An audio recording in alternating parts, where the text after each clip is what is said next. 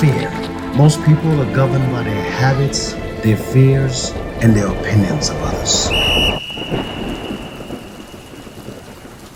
Boxing King Media in association with BOXXER. Charlie Edwards, we're out here at the Echo Arena. Just seen Tasha JONAS defend her world title. Let's go to start off with that, Charlie, before we speak about yourself. How did you have it scored? There's a big uproar online. It was a close fight. I'm happy Tasha won, but I did kind of favour Maya's work with the pressing on the front foot and the shots she was throwing. But I'm glad Tasha won. But yeah, I think there is an uproar online. It was a close fight, you know. You can't argue. It is what it is. It went Tasha's way. Maybe there'll be a rematch. It was a good fight to watch. But yeah, it could have gone either way, but I was favouring Maya's work a little bit, but I'm glad Tasha won. I think that might have been a voluntary defence, and if that was the case, if this fight isn't replayed, then who else would you like to see Tasha in with potentially? I'd like to see her fight Shantel Cameron. I think that would be a British classic. I think that would be a great fight.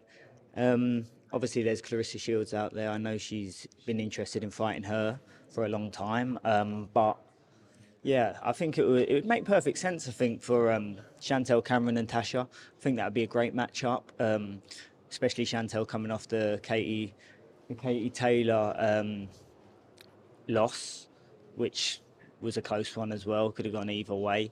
So yeah, I think that would be a good fight for British boxing, for women. What about Terry Harper, if I drop that name in?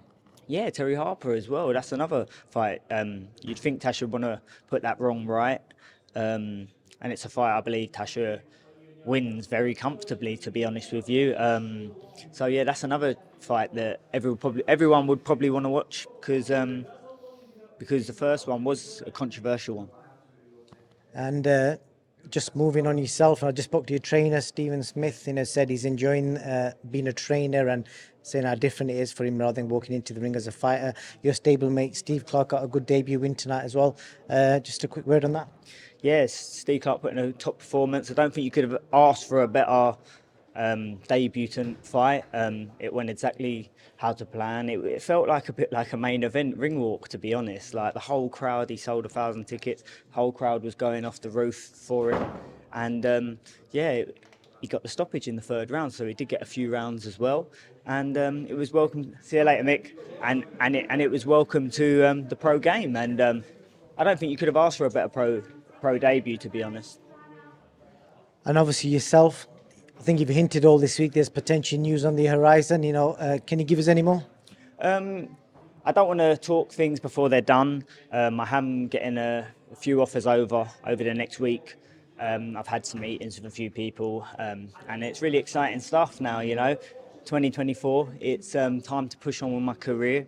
I now know that people will work with me, and it was never me. So it's good to get the ball rolling, and hopefully I'll have something cemented over the next couple of weeks. Really, I'm looking to move very quickly, training very hard. I've come back over here to train with Stephen for a few weeks, to have these meetings, to get things across the line, ready for a big and busy 2024. I want to be active, and if big fights come along, I'll be ready to jump straight into them. But yeah, I've had enough time wasted in my professional career now, and now I'm in the driving seat, and it's up to me and how I position myself and how I manoeuvre and network.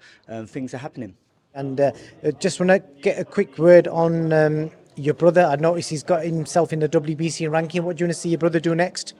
Yeah, I see that. I think he went in at number 3, was it? Oh, was it 5? My bad. Well, yes, well, so he's in the top 5 anyway, which is great. It puts him that step closer to Martinez with the fight that he had and the performance he put in and the determination with the injury and everything. And he held himself well in defeat as well. I think he warrants that shot. He's clearly been chasing Martinez for a very long time, and Martinez has not been entertaining it. So hopefully he can get the right fights in the right direction to get him closer to that fight in a mandatory position, so he can't actually run anymore. But Sonny at the moment is just resting and recovering. I know he's back in the gym. He's letting his eye heal correctly. He can't rush himself back. He needs to get it checked before he starts sparring and that.